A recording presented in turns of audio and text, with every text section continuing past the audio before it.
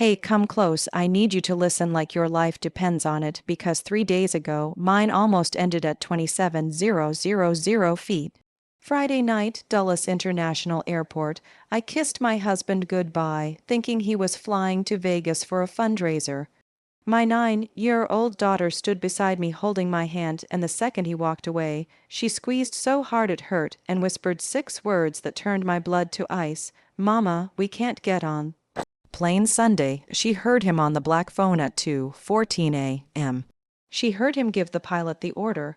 If Lauren and Zoe are on the return flight, climb to 27,000 feet, don't file the flight plan, and just disappear over the mountains. $10 million in life insurance, my rare blood type already sold on the dark web, a little girl's organs listed as bonus-matched pediatric donor. What you're about to hear is the exact moment a perfect marriage, a perfect life, a perfect lie exploded into pure evil. This is the true story of how my daughter became the only reason we're still breathing, and how we turned the hunter into the hunted on the very tarmac where it all began. Don't pause, don't scroll, don't even blink. Because if a 9-year-old can save her mother from disappearing forever, your story, your child's whisper, your ignored red flag might be the one that saves you. Hit play and promise me you'll watch until the final second, because the ending will make you stand up and cheer through tears. This is Disappear Over the Mountains.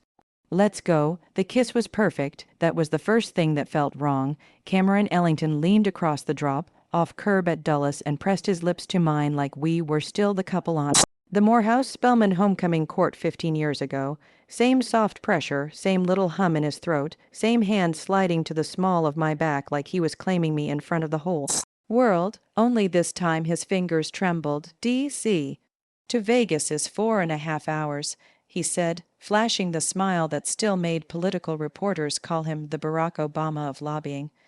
I'll be back Sunday night, baby. Try not to miss me too much. Our 9-year-old Zoe stood between us, clutching her iPad like a life raft. She had been quiet the whole ride from Great Falls, which for Zoe was the equivalent of fever. My daughter never shut up, ever. Cameron crouched eye level with her. You take care of mommy while I'm gone, Zoes. Oh. Zoe didn't answer, she just stared at the private jet terminal behind him, the way she stared at horror movies she wasn't supposed to be watching.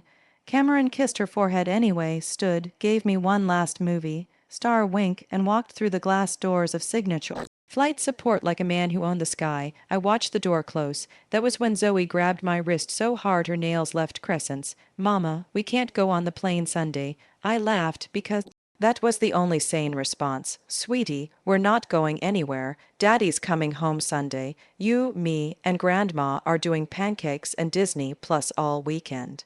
Remember? She shook her head violently. No, the return flight. He told the pilot if we're on it, don't file the flight plan. Just disappear over the mountains. The air left my lungs in one punch. Zoe's eyes were huge, glassy, terrified. I heard him last night. He didn't know I was awake.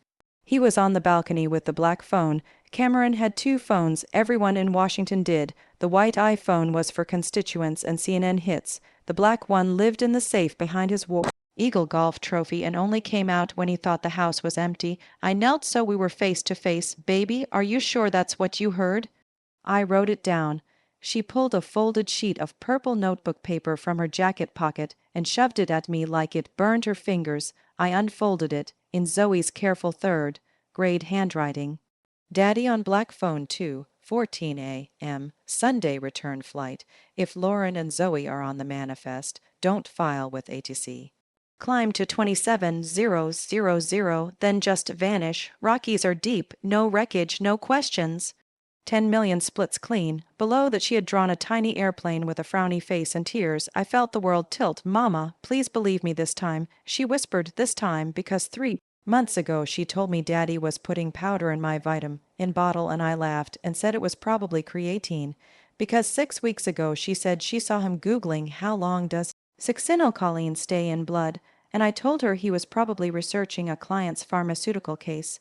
Because last week she said the new life insurance lady came to the house while I was at Class and Daddy made her sign papers in case something happens on a plane, and I kissed her forehead and said grown-up stuff was boring. I had stopped believing my own child. I looked at the terminal doors. Through the glass I could still see Cameron's back as he disappeared up the jet stairs of the silver Gulfstream G600. The engines began to whine. I grabbed Zoe's hand. Come on.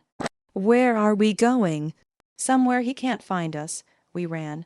By the time the Gulfstream lifted off into the Virginia dusk, Zoe and I were in the back of a silver Toyota Camry Uber speeding the wrong way down the Dulles Access Road. I had turned both our phones off and yanked the batteries. Cameron once made me watch a TD talk about how impossible it is to truly disappear in the age of facial recognition.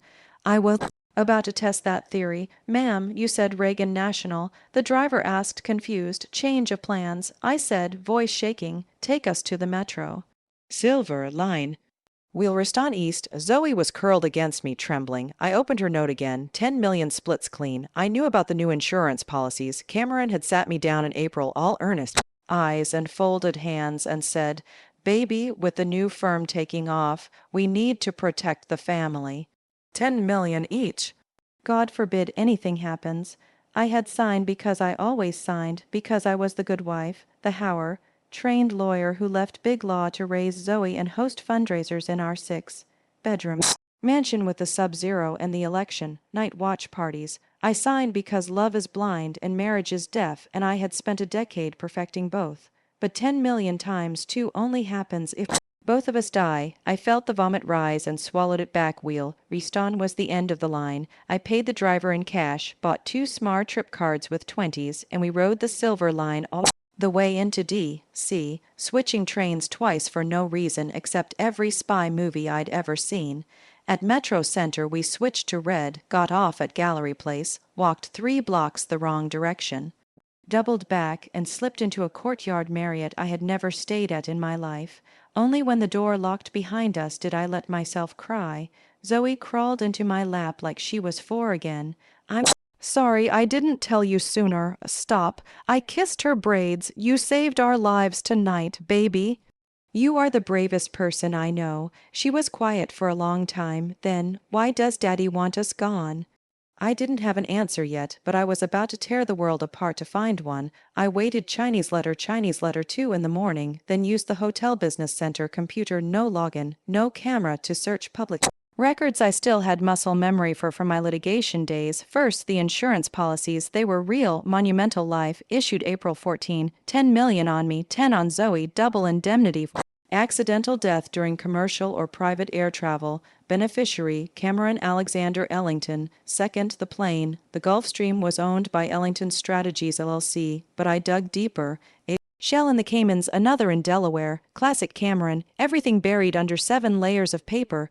Third, the dark web rumor mill. I still had Tor installed from a pro bono case years ago. It took 40 minutes in a private browser, but I found it, a listing on a site that made my skin crawl. Rare blood type O with HLA match. 34-year-old black female, healthy, non-smoker. Bonus for matched pediatric donor 9F. Harvest window 72 hours. Payment in crypto.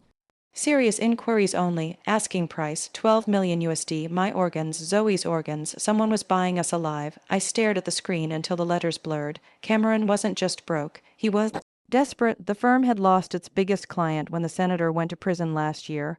Whispers on K Street said Ellington Strategies was 6 months from bankruptcy. The Great Falls house had 2 mortgages and a lien. The Vegas fundraiser was a lie. The jet was flying empty except for him and a bottle of Macallan. He needed cash fast, and dead wives don't ask questions. I closed the laptop, went back to the room, and held my daughter while she slept. At 5:03 a.m. I made the call I swore I never would. Lauren.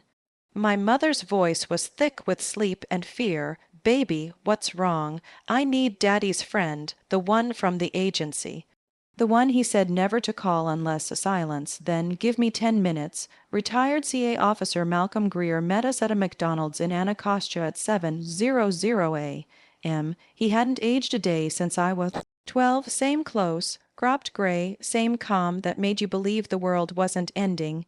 He listened without interrupting while I told him everything. When I slid Zoe's purple note across the table, His eyes softened. She's a warrior, he said quietly, just like her granddaddy. He made 3 calls on a phone I'd never seen before, speaking in clipped code. Then he looked at me. You have 48 hours before he knows the plane landed empty in Vegas, and you never showed for the return flight. After that, he'll burn the world down looking for you. We need to get you invisible. Now, by noon we were ghosts, new names, new clothes bought with cash at a Walmart in Waldorf, Maryland, a safe house in Charles County that smelled like pine cleaner and old secrets. Malcolm. People wiped our digital footprints, killed our credit cards, seeded fake sightings in Miami and Toronto. Zoe fell asleep on a twin bed with a quilt that smelled like someone's grandma. Malcolm poured me coffee in a chipped mug that said "World's Best Papa." There's something else, he said. Your husband reached out to some very bad people. Russian brokerage. They move organs out of Eastern Europe, Asia, and sometimes here. They paid him $2 million up front. The rest on delivery. I threw up in the sink. Saturday blurred into night. Malcolm taught me how to use a burner, how to spot a tail, how to disappear in a crowd. Zoe learned too. Why? Died but steady, my little soldier at 2:17 a.m. Sunday. The burner buzzed. Unknown number. I answered. Lauren. Cameron's voice was raw, panicked. Baby, where are you? The plane's waiting. Zoe's seat is empty. Please, he was crying, real tears or fake, I couldn't tell anymore. Tell me why, I said. Silence, tell me why you sold us. Another silence, then a whisper, I didn't have a choice. You always have a choice. I'll fix it. I'll call it off. Just come to Vegas. We'll figure it out together. I love you. I looked at Zoe sleeping 10 feet away. Cameron. Yes. Go to hell. I hung up. Sunday 6:00 a.m. Malcolm's team intercepted chatter. The buyers were angry. Cameron had 24 hours to produce us alive, or they would collect from him instead, slowly. He was coming home early. The Gulfstream filed a flight plan. Vegas to Dulles, ETA 4:42 p.m. Malcolm looked at me across the kitchen table. We can have FBI waiting when he lands. Enough for arrest, conspiracy, attempted murder, for hire, the works. I thought about Zoe testifying, about cameras and courtrooms and the rest of her childhood under protection. There's another way, I said. He raised an eyebrow. Let him think he still has a chance. Sunday 3:30 p.m. Dulles private terminal, signature flight support. The same curb where he kissed me goodbye. I stood alone. Hair under a baseball cap, wearing the same coat from Friday so the cameras would clock me. Malcolm's people had looped the security feed 30 minutes earlier. To the world, I had just arrived in Ann Arbor. Cameron's plane taxied in. He stepped off first, looking like a man who hadn't slept in days. When he saw me, relief flooded his face, then confusion when he realized Zoe wasn't beside me. He ran, Lauren. I let him hug me, let him feel me tremble. I was trembling, but not for the reason he thought. Where's Zoe? He whispered into my hair. Safe, I said, from you. He pulled back. Baby, listen. No, you listen. I stepped away. You're going to confess. Right now, to all of it, on camera. Or the recording of you arranging our murder goes to the FBI, the Post, and every network that ever called you the future of the Democratic Party. His eyes darted. The buyers, the Russians, the 10 million, the organs. He saw I knew everything. He smiled the same smile he used on donors. You're upset. Let's go home, we'll talk. There is no home. I held up the burner so he could see the red recording light. Start talking, Cameron. Or I walk away and you spend the rest of your life running from people who cut organs out of living donors. For the first time in 15 years, the mask slipped completely. He looked around. Empty tarmac, no witnesses, no cameras he controlled, and then he started crying for real. I'm sorry, he sobbed. I was drowning. They were going to kill me. You and Zoe, you were supposed to go fast. The pilot would depressurize at altitude. You'd fall asleep, no pain. I swear, I felt the world go cold. He kept talking, words tumbling, the gambling debts in Macau, the senator's indictment that tanked the firm, the Russians who offered a way out if he delivered product with my rare blood type and a matched child donor. Every word recorded. When he finished, he reached for me. We can still fix this. Disappear together? New names, new country. I stepped back. Behind him, 6 FBI agents stepped out of an unmarked Suburban. Cameron Ellington, you're under arrest for conspiracy to commit murder. He screamed my name. As they cuffed him, screamed it until they shoved him into the back of the van, I didn't flinch. 6 months later, a federal judge in Alexandria sentenced Cameron to life without parole. The Russian vanished like smoke. Monumental Life paid out the policies after all death. In absentia clauses are a bitch when your husband tries to fake your death. Zoe and I live in a small blue house on a quiet street in Richmond now. New names, new schools, new life. She's 10 going on 30, still quiet, still watchful, but she laughs again. Real laughs. Some nights she crawls into my bed when nightmares come. I hold her until she sleeps. Last week she asked if we could visit Grandma for Christmas. I said yes. On the porch swing, under a sky full of stars, she looked up at me. Mama. Yes, baby. You believed me. I will always believe you. She smiled, laid her head on my shoulder, and for the first time in a year, she hummed, a child who was almost sold for parts, humming under a Virginia sky. If that isn't resurrection, I don't know what is. The private jet sits impounded at Dulles now, waiting for auction. Sometimes I drive past it just to remind myself we were supposed to disappear over the mountains. Instead, we learned how to fly.